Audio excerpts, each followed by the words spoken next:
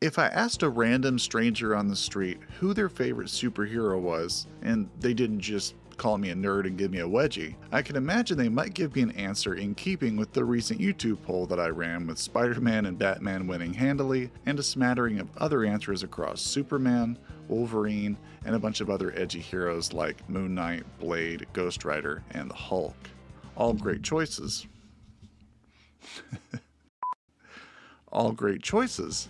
But this confirms something I was already pretty sure I knew. Superman just doesn't cut it for a lot of people that are not named Angry Joe.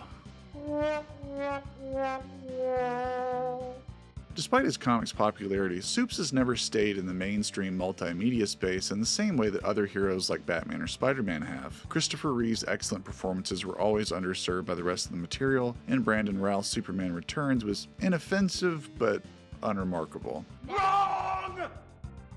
Perhaps Superman is just a dinosaur of a bygone era of unironic, underwear-clad superheroics, and his sincere do-gooderism and nigh invulnerability just makes him cheesy and unrelatable to a Western culture that's obsessed with self-diagnosing every perceived flaw into some type of disorder, or in finding a reason to root for the bad guys. Why? But even Zack Snyder's deconstructive sad boy Superman went over like a lead balloon, so just making him dark and edgy wasn't the answer either. So dark! Something's just been missing from his films, and his video games are even worse. The fact that Superman's not had a starring role in a game since 2006 is pretty telling. But with James Gunn's new Superman movie coming out and promising to put the character back in the forefront of the pop culture zeitgeist, I thought it was high time that we go back and play all the Superman action games that we could find and see if they capture the fun in ways that the films have failed to do. Now, one disclaimer is that we're not really going to pay much, if any, attention to the puzzle games, educational games, or those random fighting game appearances that Superman's had over the years. We're really just focusing on the main entries that star him and try and capture the Superman power fantasy. And while the Superman games are often pretty rough around the edges, they're a bit better than I think we've been led to believe. So let's steel ourselves up for the long trek from 1979 to 2006 and see if the Man of Tomorrow is done truth and justice by the games of yesterday. I'm the Midnight Medium, and this is a complete exploration of every Superman game ever made.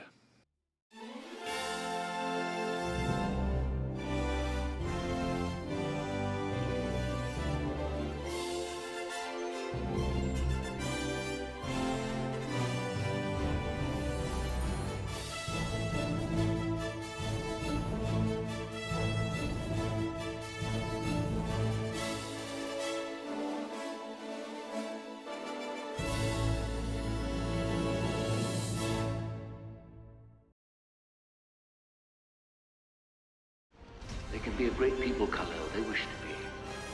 They only lack the light to show the way. For this reason above all, I have sent them you, my only son. Christopher Reeve's first Superman film had just popped off in 1978, and Warner Brothers was hot to get out some other media to capitalize on its success in the video game space. They first approached Warren Robinette and asked him to adapt the prototype of a game he was working on called Adventure, and make that into a Superman game. Robinette declined, but he did give fellow programmer John Dunn some code to work with, and Dunn agreed to make the game himself, with the condition that Dunn got to use the 4KB ROM chip on which to write the game's code, instead of the normal 2KB that every other Atari game had to date. He got his wish, and we got the very first ever Superman game in 1979 for the Atari 2600. The game opens with this perfect little sequence where you drop down into a phone booth, revert back into Clark Kent, and you can go back out again to redon your cape and crimson undies to get down to business. It's a small touch, but it's great fan service. The game proper revolves around Superman finding 3 pieces of a bridge that Lex Luthor destroyed and putting them back together again, and in the meantime capturing Luthor and his gang while avoiding Kryptonite satellites that will take away your ability to fly and pick up items. You can only regain your powers by touching Lois Lane.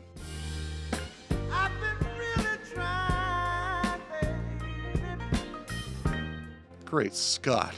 I guess Superman does seem to regain his abilities when in the presence of a heavenly body, though, so I guess that makes sense. Now, this Superman game was made pre-side-scrolling and basically just looks like a super low-res, low-detail bunch of blocks that change as you hit the edges of the screen, sometimes even morphing before your eyes as you run into these battery-looking things. I'm not entirely up on what all these things on screen even are, and I'm looking right at the manual, but with Jor-El as my guide, I'm sure we can do all the things eventually. A cool detail in said manual is that you can pick Lois up and bring her back to the Daily Planet, where she'll hang out unless the helicopter goes by, and her reporter curiosity will make her venture out on her own and roam around the environments again.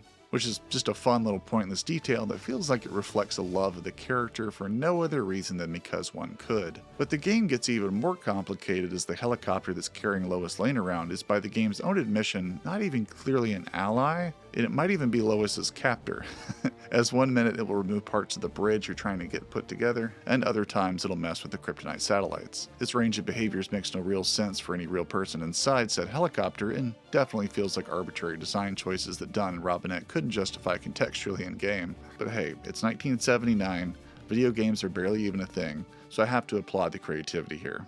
I'm also happy to report that I got through with this with nothing but the manual for help, and that included fidgeting with the controls to make Superman stop rushing through the areas so fast that I couldn't drop off a crook at the jail, or couldn't drop off a piece of the bridge back at where it broke off. The problem is that you can't really just go back the way you came because the tiles change every time, like some kind of crazy haunted house. What perhaps would have helped me was realizing that there's an X-ray vision mode where you can stand still and look around to the adjoining 4 tiles to see where you'd want to go, which was a neat feature, or a neature.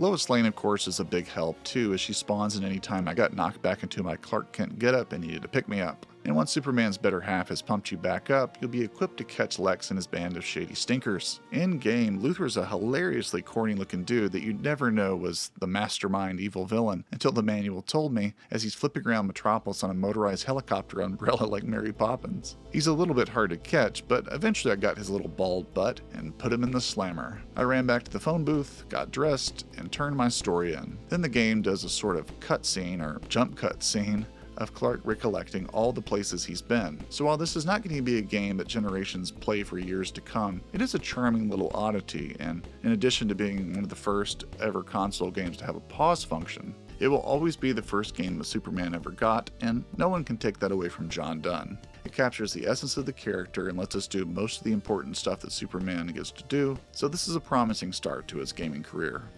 Superman the game, released in 1985, originally for the C64, but was also ported to the Atari and many other systems in Europe like the BBC Micro and ZX Spectrum, which is actually the only version of this that I could get working. Unfortunately, it's hideous, and I didn't get far, so here's the much nicer Commodore 64 footage from someone else. So this game's premise by developer Fernando Herrera is an interesting one, and an ambitious one. You can play as either Superman trying to save the citizens of Metropolis, or as Jack Kirby's most famous villain Darkseid, who's trying to capture all these people for his evil schemes. The game is broken up very precisely into several different gimmicks, or gameplay varieties that tend to rotate. You start out trying to save or capture citizens on the streets, Superman grabbing them and taking them to the edges to escape, or Darkseid grabbing them and capturing them. But it's not just a game of tag or hide and seek, as there are reflectors that are set up on the streets that bend back the ever-moving heat rays from Superman or Darkseid's Omega rays. Then whoever wins this section moves on to control a flying section where they avoid incoming environmental barriers while trying to shoot a vehicle representing the other character, making sure to shoot either around or through these floating red barriers if you're Superman, and blue if you're Darkseid. If Superman shoots the blue barriers, they reflect the energy back at him for damage, and whoever loses the damage race here loses the section. Then, the action transitions to a new showdown involving Darkseid firing huge blasts of energy from his ship, and it being up to Superman to knock them back into the ship, being careful not to just run right into them before he can get the right angle. Unfortunately, while this is an ambitious and I'm pretty sure well-meaning game meant to add some depth to what could just be Superman punching things, it's kind of a visual nightmare to go back to. The controls don't seem to work half the time. It's not really clear what's going on, and even if it was, there's nothing particularly exciting going on in the first place. A valiant effort, but it's not really scratching the Superman itch for me personally. So that turns our attention to the next game, simply titled Superman, by developer Kemco. They made a version for the Famicom in Japan in 1987, and released a version in North America for the NES in 1988. The game's soundtrack was a MIDI version of the 1978's film score by John Williams, but on the NES, the company strangely just reused the soundtrack of another one of their games called Endora no Hikari. Okay?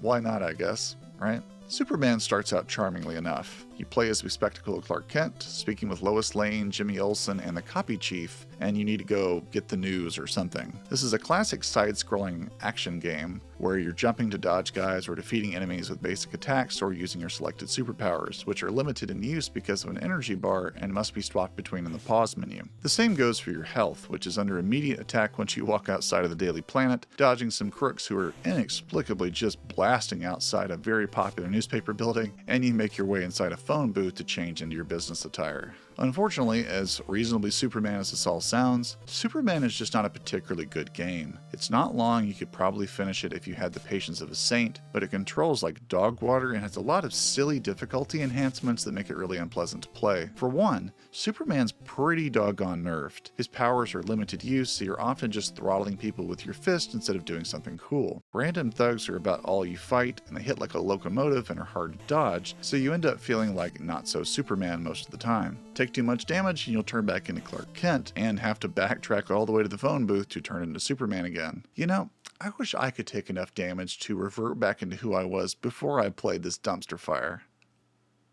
You can help the odd citizen in need and punch out some bosses, but this is just not a very good mode for Superman. It feels like some type of JRPG or something. Superman looks like a Lego figurine someone drew an angry face on, and so do all his little Eggman enemies. It's just too silly, annoyingly hard, and irritating to navigate, and overall just not a very good adaptation of Superman. However, a year later, Superman the arcade game, which came from Japanese developer Taito, this is what I'm talking about. It even features a digitized version of the 1978 movie theme, which I found very endearing. You could even co-op this game too if you wanted to cut down on your deaths, with the second player taking a sort of offset colored Superman, because who needs to make another sprite of a Supergirl or something like that would actually make sense, right? That said, Superman the arcade game does feature some really good looking sprites, especially Superman's. His rogues gallery is crazy though. He fights all new weirdos never before seen, like these Flash Gordon rejects, these awesome spider creatures that can ensnare you with their webs, the ultimate Spider-Man Green Goblin, apparently, these telescoping armed guys that just want a hug, and a couple different bosses, all of which are atrocious to fight, but I'm getting ahead of myself. Supes himself can levitate up and down, punch his foes, and grab and throw objects in the environment as available. He doesn't have any other ability from the comics, though he can weirdly now charge up his normal attack to throw an energy fireball, which is most definitely not a thing Superman can do, but who's counting, right? Some bosses can only be injured by this attack, and it's a good idea to whip it out if you need to clear out a room full of guys or get a good hit in on the bosses. If you can hit them at all, that is, which we'll come back to. The level design is both crazy and totally predictable. Each level jumps from totally random place to the next. We get to see a lot of fun, silly stuff in the meantime. On the first Metropolis street, for instance, we get to see a little gag on the fence over here, "I am the best artist," which apparently is a reference to Rene Mancado's murals in real-life Soho in New York City. And then there's a Baptist church. I don't know why I found that funny, but I did. From there, we rush to the ornate Hong Kong streets till we have a very uncivilized boss fight against a teleporting pain in the tights right outside a tea house. Then, we get to my favorite level in Las Vegas. Okay, so not gonna lie, I've only been to Las Vegas once, and it was for a work trip. So I was basically either in my hotel room, or at a work conference, or at the Hard Rock Cafe, or eating that bitchin' buffet in the MGM Grand. But it was pretty fun, even if my Xbox stopped connecting to my hotel TV after the first night, so I was there for like 4 straight days with almost nothing else to do other than eat and watch TV. Back to the game's Las Vegas. Now unfortunately, we have no time to go to the gambling hall at the casino. Now these misspellings crack me up because casino was spelled right at the beginning of the level, then it goes cuckoo for Cocoa Puffs for the boss fight. Very entertaining. Then, we can see the Washington Monument and Mount Rushmore in the distance, before we're whisked away to the most boring level ever in Spaceship. Very lame. But at least we got to gamble at the casino. Am I right? But as for what we get to do in these levels, it's a mixed bag. Gameplay rotates in predictable patterns. First, you'll side-scroll through bad guys on the street, then you'll go through a minefield, hoping to dodge explosives and then take out helicopters that spawn in, and then you're typically onto either another street level or a boss fight. This game is a total coin gobbler though, as so many of the projectiles are way too numerous and fast to dodge, which is also a problem with nearly every boss and mini-boss. All of them are way faster than you and nearly always hit you first as soon as you get close, so you really have to just tank a lot of hits and attrition out these guys. games. If there's one thing that sucks about the Superman arcade game, it's that strategy really isn't a thing. This game is so much set in the enemy AI's favor that you're just going to have to bring your piggy bank and sit here a while. But it's not for naught. While the bosses are pretty lame, the average enemies look pretty cool, and some are downright hilarious. The aforementioned spider guys are cool, the come here and hug me guys are a hoot, but the real stars of the show are, and I kid you not, buxom female Easter bunnies. Yeah, I don't know either, but I am into it. I'd hunt for her eggs too, if you know what I mean.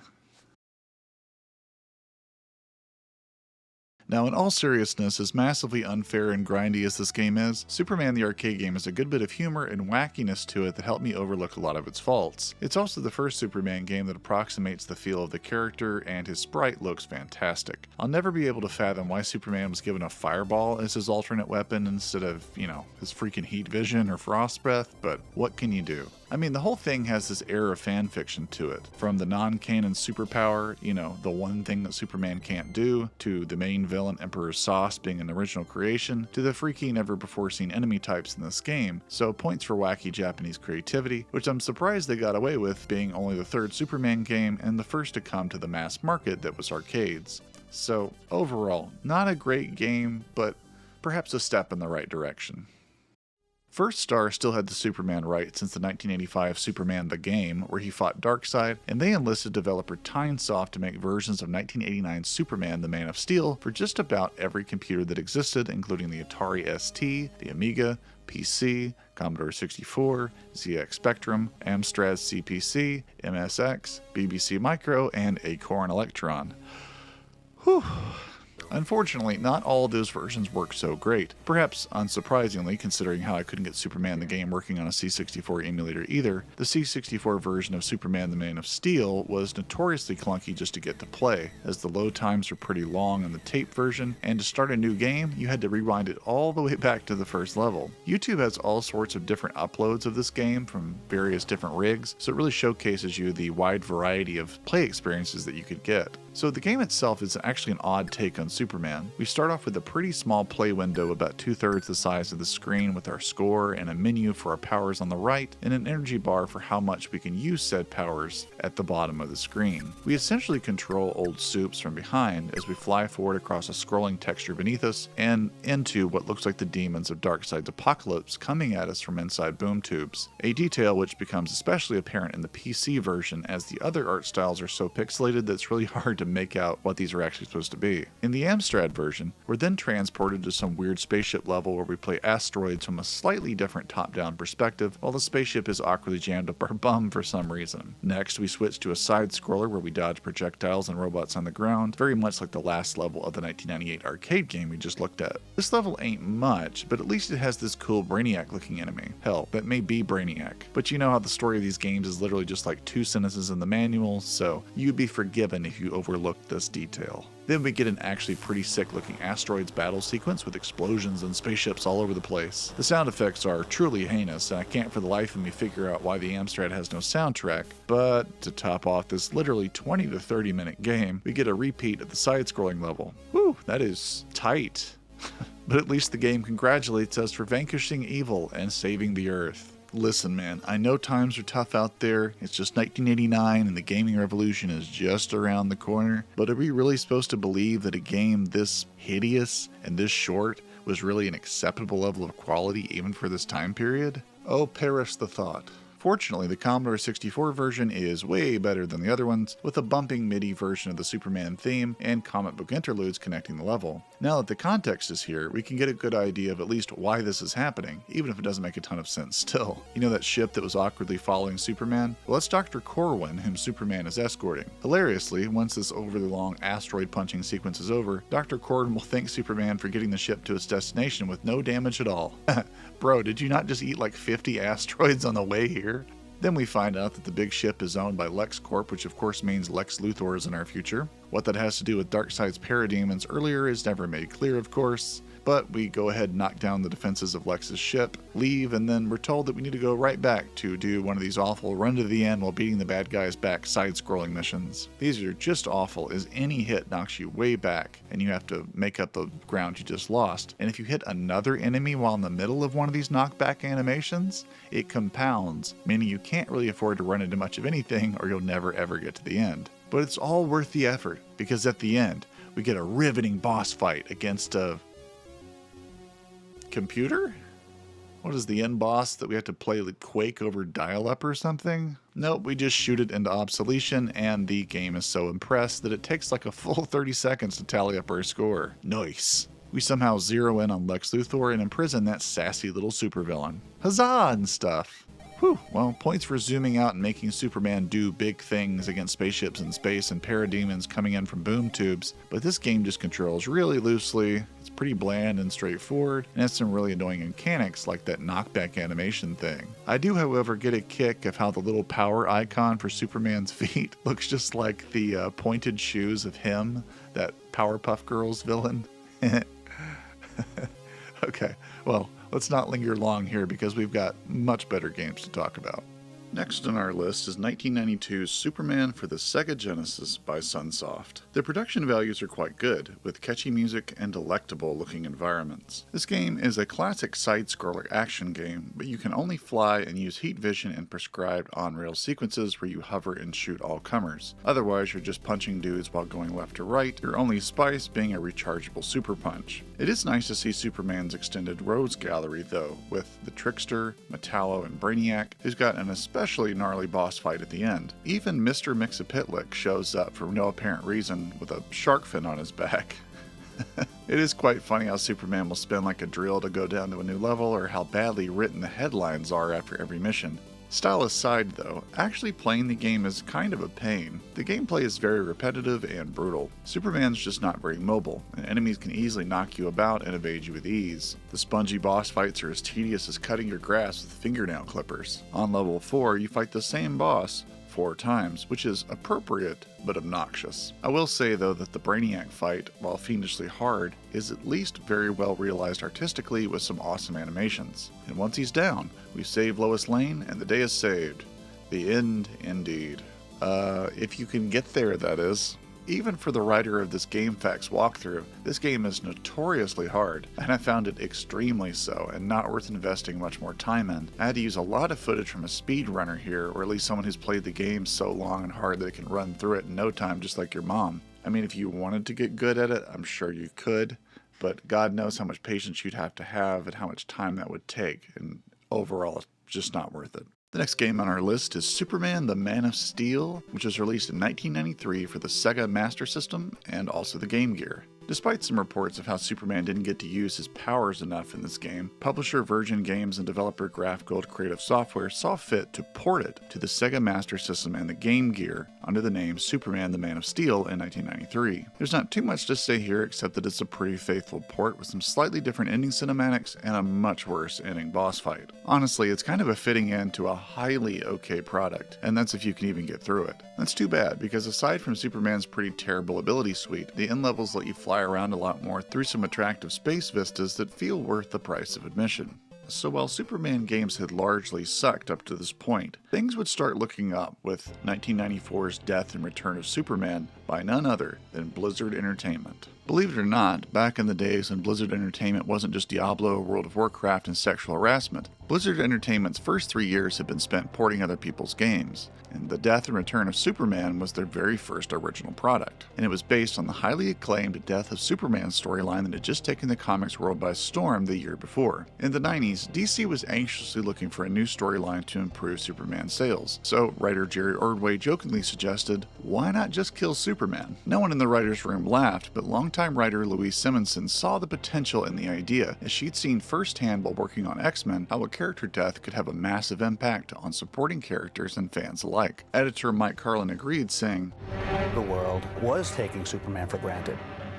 So we literally said, let's show the world what it would be like without Superman. Even Jerry Ordway himself couldn't believe they actually went through with it. Long story short, a mysterious, unstoppable gray monster known as Doomsday has been rampaging across the US, taking out the Justice League International without breaking a sweat, and then traveling to Metropolis, where he runs into Superman, who's already kissed Lois goodbye just in case this goes south. His fears are justified, as Superman and Doomsday both die from their wounds in brutal combat. Superman's death rocked the DC Universe, and Superman 75 sold 3 million copies in one day.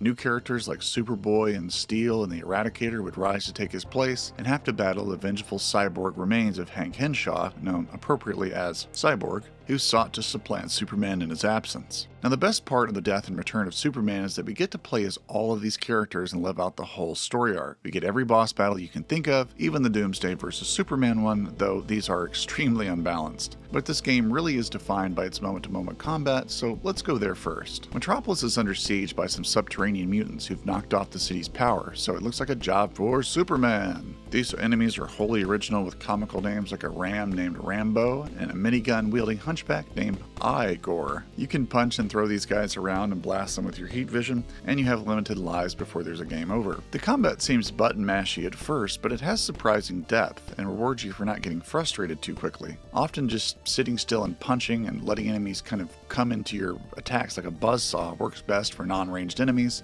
and you can run into the background and foreground to evade and get the drop on enemies to get the right angle. A smart strategy is also to knock over or throw guys into the sides of the screen so that they're stuck there to be wailed on by you till they're done for. Resisting the urge to button mash and move tactfully out of the way of projectiles and eliminating Molotov guys first opens up the combat. It's still a very repetitive game, but there is some subtle depth here. Like many of these old games, the cheapness comes in hard and fast eventually. Doomsday appropriately is the gate that kept me out of the promised land of actually finishing this game. Until I fired up another emulator that randomly had God mode and unlimited super moves enabled automatically, almost as if the uploader knew there was no other way to get through this game. Even while invincible, this game is a slog, as flying enemies pelt you from above and require you to angle towards them without getting hit and knocked back down to the ground. And even if you get to them and start getting hits in, they fall to the ground after a combo, and then you have to wait till they're in the air again before you can damage them further, which is very tedious. The boss fights are comically impossible too, as they can't really be blocked and they just don't stop swinging, so you really have to get lucky and kind of get in the middle of one of their animation frames to start your own combo. And then you have to do that multiple times because, again, if you get in a good lick, they get knocked over and then you have to reposition yourself and hope to get a lucky strike again. Noticing a pattern here? These problems persist throughout the game and get worse as the game puts more and more annoying configurations of its worst enemies and even requires some pixel-perfect precision in later levels to get through. Even with the ability to spam super moves at random and the inability to die, I still found this game a huge slog to get through. But if you have access to some cheat codes or just want to grind through, you'll probably want to as a Superman fan, because you get to play as Superboy, Steel, and the Eradicator, and even the game's villain Cyborg. Cyborg looks great and can fire blasters from his arm. Steel's room-clearing hammer is glorious to wield. The Eradicator's cape flowing in the wind as he blasts people with lasers or unleashes his extremely metal super move. Ah man, all of it just looks and feels so good, even if it's put in some truly awful levels. Now that's not to say they don't look nice, as the whole game animates Great Scott. That's not to say they don't look nice, as the whole game animates wonderfully and has a crisp, clean art style, but it's just a frustrating, repetitive experience. But the fact that you get to see these characters at the height of their power fantasy glory in terms of their look, feel, and movesets is a beautiful thing. This is still the first game that really feels like it captured the essence of the character and also paid homage to the comic books for once. So I think we're on the right track here. Unfortunately, 1997 would be the start of a unfortunate era for Superman, and it would start with Superman for the Game Boy. This is one of those games that feel like it had to be as fun to make as it was to play, and by that I mean not fun. For starters, it was made by Titus, the infamous developer responsible for Superman: The New Superman Adventures, or more commonly known as Superman 64, or even more commonly known as one of the worst games of all time. Don't worry, we'll get there, it's coming up soon. But let's just say the Game Boy version version should have tipped us off that something naughty was coming around the corner. Being on the original Game Boy, this game has no colors, which does not grant a whole lot of Superman's vibrant optimism to the proceedings. The fact that the sprites animate like someone moving paper dolls around by hand is also rather unfortunate. You can throw lasers at dudes and fly around and smack them in the hindquarters, while reasonably fun arcade music plays, but it's all just kind of visual sludge and never feels great. You can also fly around and avoid hazards, but it just looks like every other 2D side-scroller outside of the flying. But hey, at least you get to punch sharks, right? The game really only has about 3 distinct areas that keep looping back to the Metropolis streets, and abbreviated long plays of the game only clock in at about 15 minutes, which should give you an idea of just how incredibly short even an unedited version of this game is. Well done, Superman, but no thanks to Titus, who was just entering their villain phase as they sought to undermine the good name of Superman. But if you thought this game was bad, not much could prepare you for what's to come. Superman 64. Now, to give you an idea of how well my own attempted playthrough went on a browser emulator, I got Superman to go forward, but he wouldn't change direction, ran into the wall, and got stuck there. This happened over and over. Well, crap. So I'll admit I studied this one profusely through numerous playthroughs and reviews to get a really good sense of what I missed out on by actually playing it, but let's just say I couldn't ignore a game with this kind of reputation. All told, I'm very glad I saved days to a week of misery not wasting my time with this garbage. There's a good reason why this is called one of the worst games ever. This looks like a job for Superman. Yes, only Superman can save us from this, you're right. Then there's no time to waste. For starters, it's not the prettiest little lady you've ever seen. I know this is based off Bruce Timm's animated series artwork, but Superman looks like he got reincarnated as a cereal box. I gotta say though, at least the music's pretty good, and I found myself head bopping from time to time to it when I wasn't being jerked back to reality by the camera and controls. They work together like Smile and Ornstein to effectively enrage even the most patient gamer. Superman flies like he's not even in control, wildly flailing around his incredibly fast path as you hope to make it through ring after ring after ring after ring after ring after ring after ring.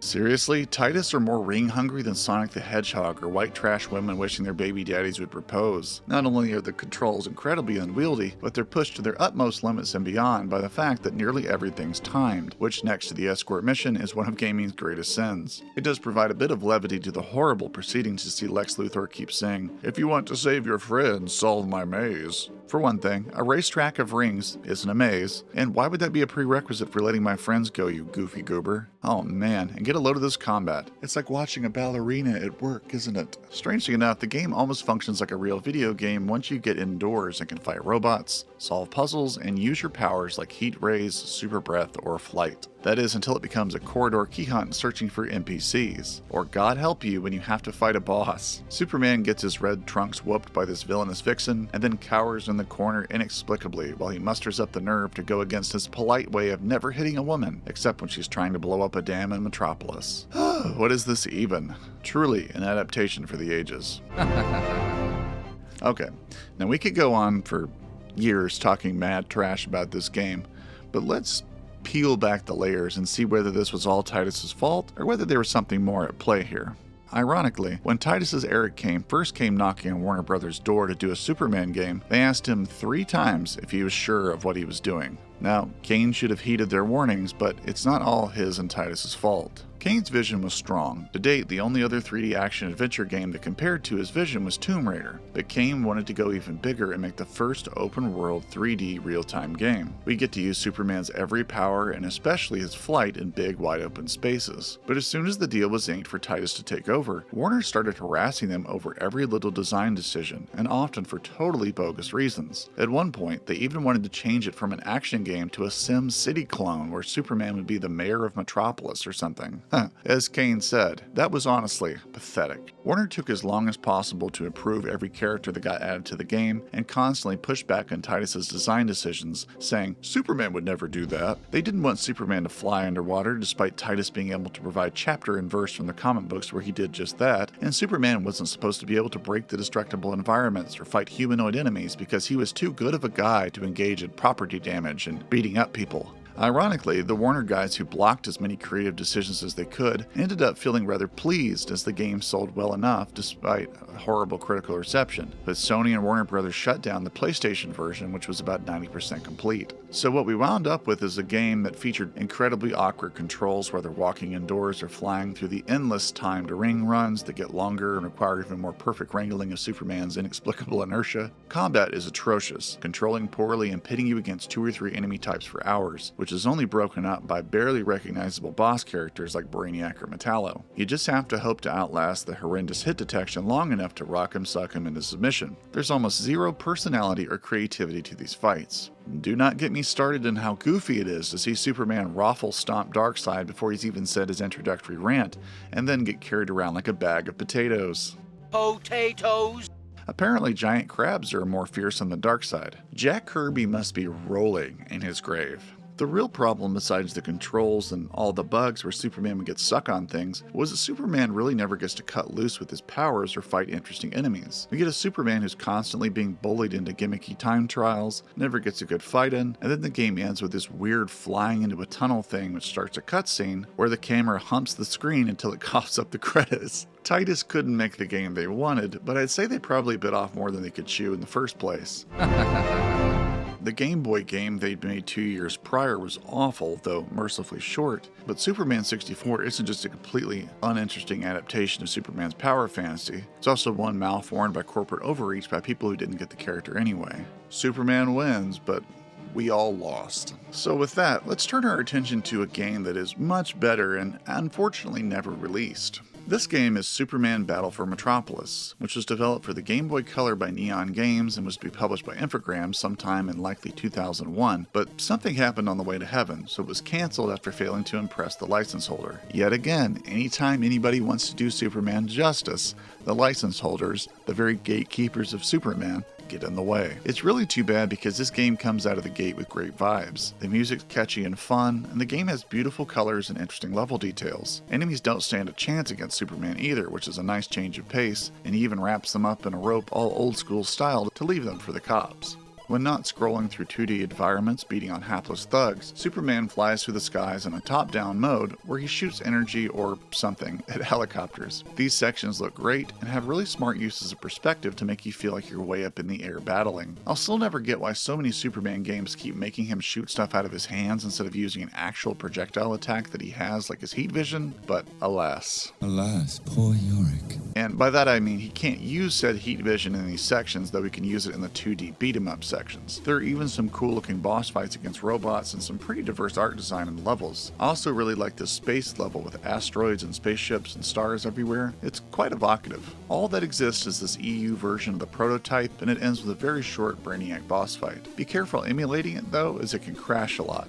But it is a fun, short little thing if you can get your hands on it. I'm sad this one was never released because it looked really promising, and looks like one of the few games that could have captured the power fantasy of Superman, but unfortunately ran into, Superman's biggest kryptonite, the people who own him. But fortunately, the sense of promise that games like this had started to generate in the early 2000s would continue with Superman the Man of Steel, which was an Xbox exclusive developed by Circus Freak and published by Infogram. This is a curious one, as it's not half bad and does a lot of things right. As producer Sean Fish said in his official Xbox Magazine DVD interview, the game's story is closely interconnected to the comic's continuity at the time. This emphasis is reflected in how the game's art style isn't just mimicking movie sets or the animated series' blocky character models. The loading screens in between levels are actual comic book covers, and the opening scene focuses on Lois and Clark's banter. Unfortunately, Lois and Clark's slow news day is quickly interrupted by an invasion of Brainiac 13-style robots who start doing weird, wild stuff to Metropolis, sucking up its energy.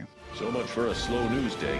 The tutorial immediately tells us that the guiding UI is Superman's telescopic vision, which is cute. But it doesn't take the Man of Tomorrow's telescopic vision to see just how striking and fully detailed the Metropolis is. Unlike Superman 64, this city isn't constantly obscured by fog or shadow. There are signs of life like hover cars and balloons, which, come to think of it, I'm not entirely sure why that is, but hey, it looks cool. Superman himself looks great too, his cape rippling in the wind and striking heroic poses. I only have one quibble, and it's that the yellow shield on his cape is way too small. But quibble aside, Superman's full of good-natured one-liners and lots of contextual commentary about his next objectives. Great Scott! There's another hover car stuck on the tracks. This extra dose of personality in concert with the bombastic orchestral score really starts to make you feel like the big guy himself. The story is actually pretty good in a video game kind of way, as is the voice acting. Metropolis need Bizarro to stop Superman. Superman bad. Hello. Oh, okay.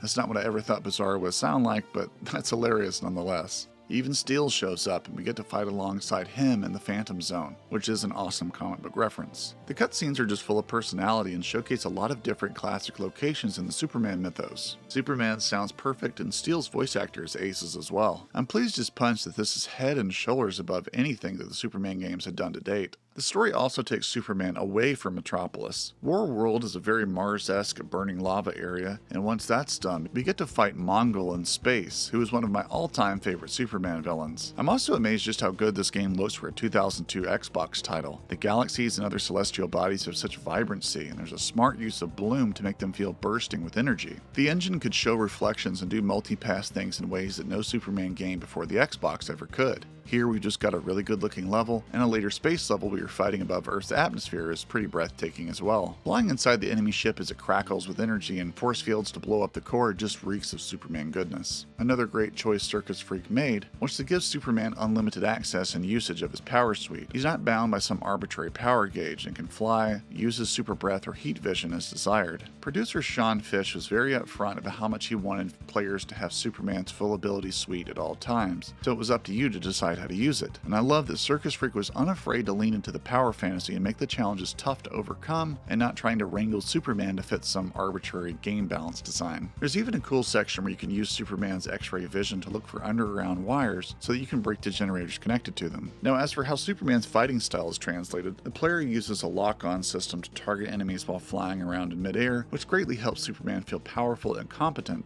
instead of just fighting the camera or the controls to go after enemies like previous games did. Circus Freak also smartly balanced the combat by making enemies only weak to certain types of attacks, so it encourages engagement and strategy from the player without making Superman look uncharacteristically wimpy. And once you get all these powers going and are flying around smashing robots with particle effects exploding everywhere, comic book fans are finally going to get exactly what they've been dreaming of in a 3D Superman game. The boss fights aren't too shabby either, with actual strategies like waiting for Bizarro to flex before attacking him. The fight against a mind-controlled Steel is also pretty awesome, as you trade blows and shoot projectiles at each other like Dragon Ball Z characters. The fight against a giant Brainiac robot and his minions is pretty good too, as is this reprise where you have to take this thing down for good at the end, waiting for him to be weak so you can strike. It's just nice to see some boss fights with some actual strategy and not just button mashing. Looking at you, Superman 64, and the game's confident enough about its design to give you hints as to what to do in these fights so you don't miss out on what the point of them is and can focus on the fun of getting them right. I will say that the Metallo fight is comically easy, but at least we got some really good one-liners. Man of steel? More like man of tissue.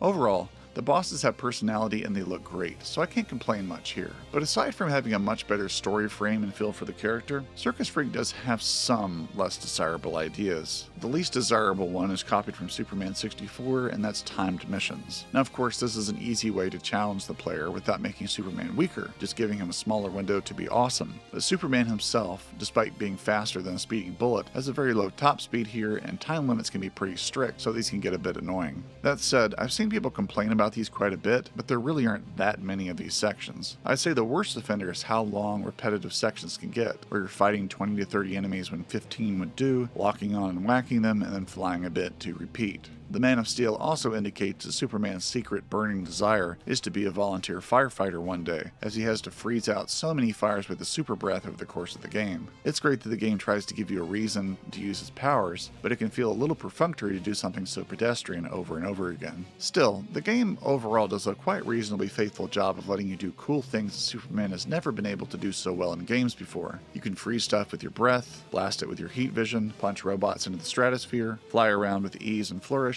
and you can pick up objects and throw them around, unlike, say, Superman 64. You really feel like Superman. When the story features such charming renditions of Lois Lane, Jimmy Olsen, Steel, and the best of Superman's Rose Gallery all wrapped in a story that actually has tension, rising action, complications, and a satisfying ending fighting off Cyborg Superman yet again and then Brainiac, you really couldn't ask for much more from a Superman game. It's not the Arkham Asylum treatment per se, but I'd say this is easily the best Superman game pound for pound that released to this date, and maybe secretly the best Superman game ever because it's one you could actually finish as well. And with one finally above average game underneath his little yellow belt, let's see how the rest of the aughts treats the last son of Krypton. That brings us to Superman Shadow of Apokolips, developed by Infogrames Sheffield House branch for the PS2 in 2002 and the GameCube in 2003, and this is widely regarded by many to be the best Superman game ever made. And I'd agree in many respects, as it feels like the animated series adaptation that Superman 64 wanted to be with its open areas and slick, cel-shaded graphics that mimic Bruce Timm's art style. This story feels like a Saturday morning cartoon, light and quippy, and full of well-animated characters voiced by the actors from the animated series like Tim Daly doing his best Jim Nance impression as Superman. I can always do better. Be ready for every chapter, because you never know. And none other than Clancy Mr. Krabs Brown as Lex Luthor, just to name a few. You'll get to fight classic villains like Parasite, Metallo, and Livewire, and they're well acted, and their boss fights are unique, especially Livewire's. In concert with the graphics and lively animations, the whole production just feels right for a Superman game. Between the Shadow of Apokolips on PS2 and GameCube, and the Man of Steel game for the Xbox, Superman fans in 2002 were eating good. The bright and heroic tone is perfect, and the gameplay is a close second because Superman's got its full range of abilities here. I also appreciated a game on this list finally having some really good in-game tutorials to make sure you know how to do everything before proceeding so you can actually appreciate the gameplay. Superman can do basic melee combos, but he's got a couple sweet moves like a spinning attack and a slam attack from on high to mix it up. Superman can fly around and use a targeting lock-on to throw items he's picked up, or blast guys till they're set on fire with his heat vision, though this is balanced to be more of a stun state than a way to kill someone. The real kicker I found out late game was that you could actually double-click your heat vision button and throw out high-damaging energy volleys, which really evens up the odds against tanks and bosses. Not exactly an ability Superman's known for, but cool nonetheless. Superman's Super Breath doesn't come up often, but you'll need it in corner cases to blow out fires in a late boss fight, or to even the odds in a timed mission where you can blow enemies off a walkway into the lava below instead of having to defeat them one by one. All of these abilities are tied to a yellow energy gauge beneath Superman's health, and once depleted, you'll need to hang back to let it recharge or use your fist until it does. The only ability that's not tied to this energy gauge is Superman's X-ray vision, which can be used at any time when you go into first-person mode and look around. X-ray vision feels intuitively employed as a mechanic, as you'll need to look behind walls to find pockets of enemies that are hiding from you, or to find captives in need of rescuing. All these abilities work really well with the general act of flying around these great big wide open spaces as you save citizens, or retrieve items to repair machines, or block some type of disaster from occurring. Superman's cape whipping behind him in the wind feels great, although the flying itself is a bit awkward as the camera is controlled entirely by the left stick, not the right one, which only lets you bank left or right, and doesn't let you look around like the average third-person game does these days. You get quite a lot of that feeling of freedom and power controlling Superman, and a lot of room to go to town on enemies, but there are quite a few nagging problems that really start to hold this game back from greatness in my eyes. For one, the combat revolves around the hold to lock on feature to help you track enemies across big open spaces. This is becoming pretty standard for the Superman games, but as we just mentioned, in this game the camera is controlled entirely by the left stick, so he only turns so much, and can only kind of jerk slightly left or right when engaging the right stick. You have to keep holding the lock-on button and try to snag an enemy lock-on at the corner of your screen to hopefully get his view to start kind of angling automatically toward that enemy that's on the edge of your vision. This is a nightmare to use in huge spaces and fights where you're needing to dodge incoming fire from tanks or bosses, and it makes moving in tight spaces like this late-level obstacle course very tiresome. The default camera angle often prevented me from getting enough depth perception, and Superman tended to get stuck in tight spaces when enemies clogged up the door, or he would engage his flying animation fast enough so he just gets stuck holding some big item in the doorway standing fully upright. A late mission had me trying like a madman to grab and throw escaped inmates back into their cell, and having to move them around like I was trying to play air hockey with only my feet to hit the puck. The bad camera and targeting system, when combined with some strict time limits, can be really frustrating, because it doesn't feel like you're equipped to do what the game is asking you. Nothing is ever truly impossible, and once you get it right, you'll be kind of like, why couldn't I have done that every time? But there are quite a few set pieces that really ask for too much perfect precision, like the Livewire boss fight that wants you to slowly ascend to the top of the boss arena to hopefully be able to target 7 locks with heat vision, which, when destroyed, release the water onto her and short her out. But between her bevy of heat-seeking attacks, some random chains of attacks that turn into instant kills, and the camera refusing to target her to knock her back, and then refusing to target the locks to advance the fight. Oh god, it's fucking annoying. The flying is also locked to one slow speed, and even if it wasn't, oftentimes the camera not working with you means you have to fly slowly anyway to try and angle yourself into the exact sweet spot that you need to interact with, like when you're ferrying items into slots to complete objectives, and having to click and hold multiple times to get Superman to engage the pickup action in the first place. In another instance, I had to hammer a button so hard for 3 QuickTime events in a row that I was out of breath and thought I had broken my controller. That may just be the type of controller I was using, not quite jiving with the emulator I'm on, but it made me worry if that was the real input required back in the day.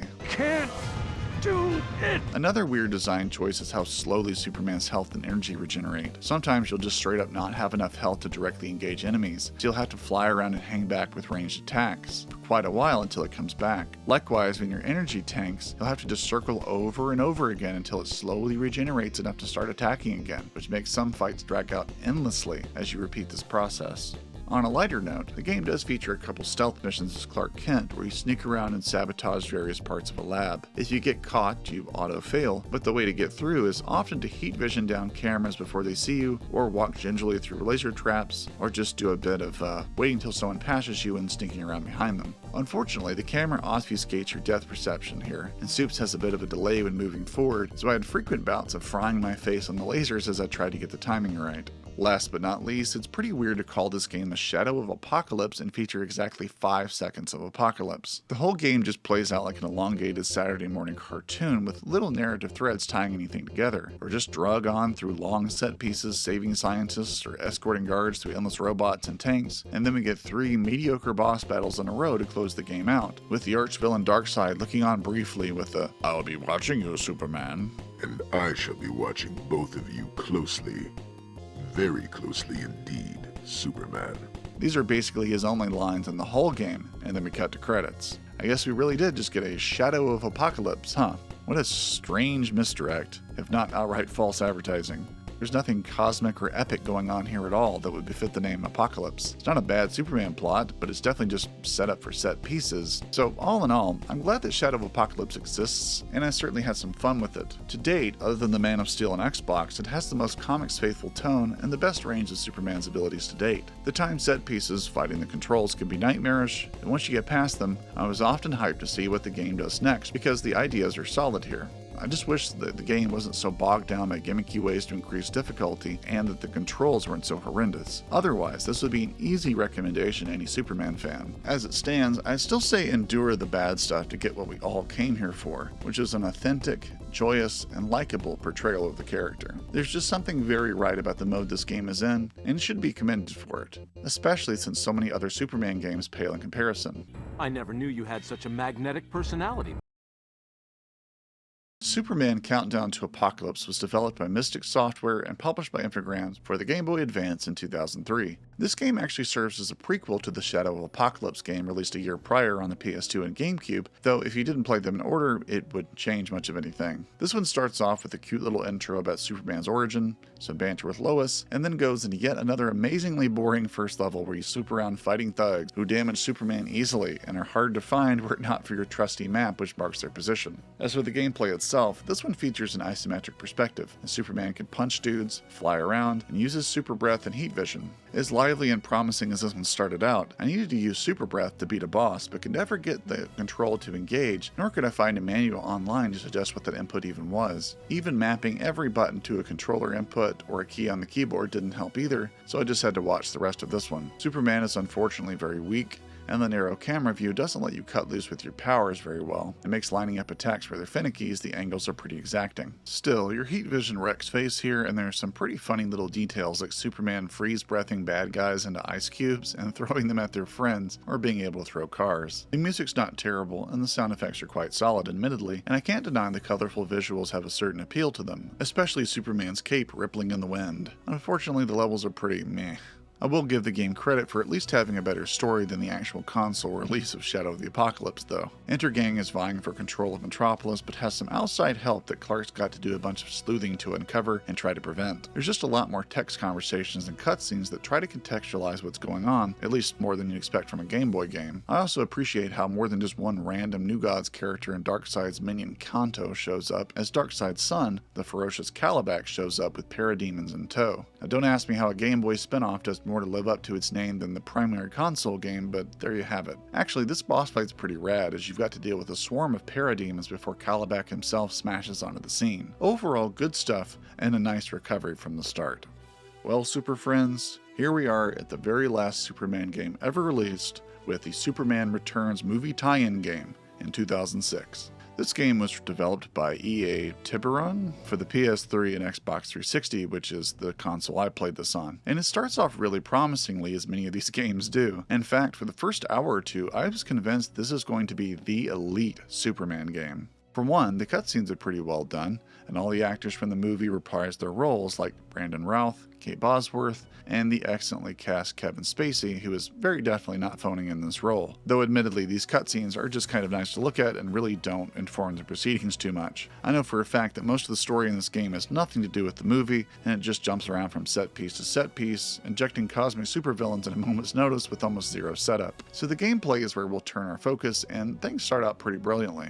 We're given a tutorial level where we have to stop a meteor shower, and this lets us test out the flying, freeze breath, and heat vision, which are all really easy to control and feel good to use. The lock-on here works much better than Shadow of the Apokolips, and aside from Man of Steel, this is the best that Superman has ever controlled. Don't even get me started on how hot it made me that you can hold your flying animation until he actually breaks the sound barrier. Super cool stuff. You'll often just be spending time flying around a big open metropolis, which, while nice looking, really isn't interactable in any way except for some races that you can find against Mr. Mxyzptlk, which unfortunately control terribly because the buildings are so close together that you can't get up too much speed, and the camera can't keep up with your speed anyway. Beyond that, the game is really just random set pieces that only unlock after you've roamed around long enough to trigger these repetitive side missions that are just either beat 'em ups or putting out fires. No lie, you have to do at least 7 to 10 of these in a row to unlock any new story event, and it never gets more interesting even by the end of the game. The combat's based around a lock-on system yet again, and boy will you need it, because yet again, the camera's an absolute nightmare. The game encourages the use of combos, though admittedly most of them don't work or require really specific timing, and not one of them did enough damage to be worth the trouble of learning. It also doesn't help that most enemies you'd want to punch anyway have some resistance, so you can't just heat vision them down, or if you damage the gargoyle enemies enough, they'll turn to stone for a bit and require you to finish them off before they turn back to normal. There are some good ideas here, and it's really fun to freeze the dragon enemies in midair and fly into them at top speed to break them apart. Any bigger enemies have to have cars thrown at them, which doesn't make a ton of sense since the game's got this system where Metropolis is the thing with the health bar, not Superman, as Superman can always revive himself when downed. Somehow, tearing up random vehicles to take out these bosses is an anathema to this design choice, which is otherwise a very clever compromise to make Superman feel vulnerable to defeat without actually making him the thing being defeated. You can pick up citizens and deliver them to ambulances, but this really doesn't do anything. It's completely optional, and only occasionally do missions require anything beyond combat, like using your super breath to put out fires. Unfortunately, the smart Metropolis health bar system is mostly just for show and hardly ever matters. It's also super comical how villains will go out of their way to not attack Superman and just break random things in the environment, which feels really gamey. The only time you really feel the pressure is because the meter's gotten so low because you've had to battle the horrendous camera and lock-on system and hit detection against enemies that seem to block everything until they don't. The game never evolves and barely has any set pieces. And when it does, it's not terrible, as going to Warworld to beat up on Mongol again like Man of Steel did is cool, as it's getting to fight and eventually play as Superman's kooky clone Bizarro. But when the game isn't bloating out its runtime with repetitive side missions, it's doing things like getting me stuck in the same bridge twice and only escaping through sheer luck. Or it's asking me to freeze and fire up a tornado with some hokey backyard science strategy, and giving me its classic bullcrap targeting that nearly never targets the tornado. And that's somehow the ending. I will say this is a pretty good Kevin Spacey voiceover. He's definitely taking this seriously. There's no place for you anymore, Superman. Now fly!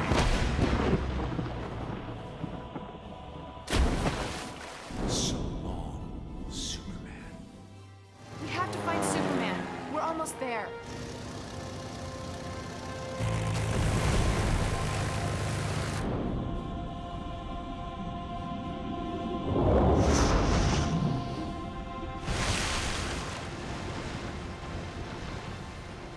Wait, how the hell did Lois see Superman 100 feet below water?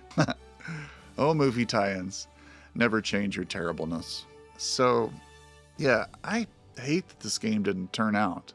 It's got the best inclusion of Superman's powers, and the best world for him to explore in terms of control, outside of the lock-on feature, of course. The powers are fun and easy to use, and this is the best that Superman's ever felt, and the best place in which to use his abilities. You could tell the developers thought they were making something really cool, as this old behind-the-scenes video shows. They're passionate and excited, and with some reason. There's some real Superman moments here. It's just a shame that they are eventually drowned out by combat that barely works and never evolves, and a story that barely knows what game it's attached to. Yet again, Superman seems hamstrung either by corporate interference or by a lack of time and resources to really commit to making something great. But wait! There's more! Okay, so last minute breaking news here, but I found one more game that wasn't on my initial list, and that's the DS version of Superman Returns in 2006, so let's take a look. Apparently incapable of avoiding asteroid after asteroid after asteroid after asteroid. That sound effect kills me. Then we get the next amazing innovation in Superman interactive gaming technology with a kind of base interception minigame that doesn't make a lot of sense, and try and kind of capture the flag and avoid other villains trying to do the same, I think? I don't know. But either way, our reward's a new section where we're hurling through the Metropolis streets, invariably smashing into every billboard we can. And then, because variety is the spice of life and definitely not jarring whiplash, we get to have a Guitar Hero style boss fight against Mongul and later Brainiac, and the game even turns us upside down to really put us off. So unfortunately, while this is a very ambitious game, especially for handheld, which is not common for Superman, it's still pretty rough around the edges. Fun fact, I've even seen people turn the difficulty down all the way to easy on walkthroughs because it's just that cheap. Overall, it's an ambitious game, especially for a handheld version of Superman, but it just doesn't quite cut the mustard. There's a lot going on here, but there's almost too much, and you can clearly tell that not a lot of it was very polished. So, well, that was a lot of Superman games, and not a lot of good ones in there, unfortunately. Now, they're not as bad as I thought, and many of them are better than you've heard, but they're never great. Although the Man of Steel, Shadow of Apokolips, Superman Returns, and the Death and Return of Superman, despite their flaws, are all games that felt like they were edging towards the true Superman power fantasy. Man of Steel most especially. In fact, it wasn't until Superman started joining up in team-oriented projects that he started to get some really faithful and memorable adaptations. Justice League Heroes is a big one, as are his forays into the fighting game space in Mortal Kombat vs. the DCU in 2008, 2013's Injustice Gods Among Us, his 2017 sequel, and showing up in the LEGO DC games, as well as a boss in the recent Suicide Squad game, just to name a few. These are cinematic, exciting, and good-looking versions of Superman that seek to bleed out as much of the fun and power fantasy of him as they can without imbalancing the game in his favor. And to be honest, Superman deserves this kind of treatment. So yeah, that's every Superman game of note, and let me tell ya, he's had a rough go of it. Not only has he starred in what is called one of the worst games ever made in Superman 64, but even his best games often fail to fully do him justice. Even when they've got the right mode, oftentimes the controls hold the game back from being as much fun as it could be. I've also never seen a character so hamstrung by the people who own the license, making him fight non-human enemies exclusively or keep from having fun destructibility in environments so as to keep him family-friendly and harmless. To some degree, the fact that Superman's such a great character and a great hero has actually become his kryptonite in the game space. He's legitimately too good of a guy, according to Warner Brothers and DC, and they've become so distracted by this purist approach that they'd rather intentionally make a bad game than run the risk of ruining his reputation by accidentally making a good one. This isn't a defensible position, but there is an almost charming naivete about it. I guess Superman's greatness is actually his kryptonite. He's his own worst enemy. Now maybe it's for the best that people have decided to go for the low-maintenance version of the character in ensemble cast fighting games so that you don't mess up his power balance or open-world design or have to worry about his human side. Maybe the path of least resistance is a good compromise, since so few have done Superman justice to date. But I have to think that with all the innovations and open-world technology over the past couple generations, all the character really needs is a dedicated team of fans to pull something together that combines the comic reference of the death and return of Superman, the vibrant tone and faithful scenarios of Shadow of Apokolips, the reasonable control of Man of Steel, and the feel and balance of Superman's powers like Superman Returns. The ingredients are right there for the perfect recipe. Superman's always been a hopeful character, so hope springs eternal that Superman Returns isn't the last we've seen of the last son of Krypton in video games. May he rise again someday to remind us to stand for truth and justice and just how important a good curly-Q hairdo and a pair of stylish eyeglasses can be. Thanks for watching.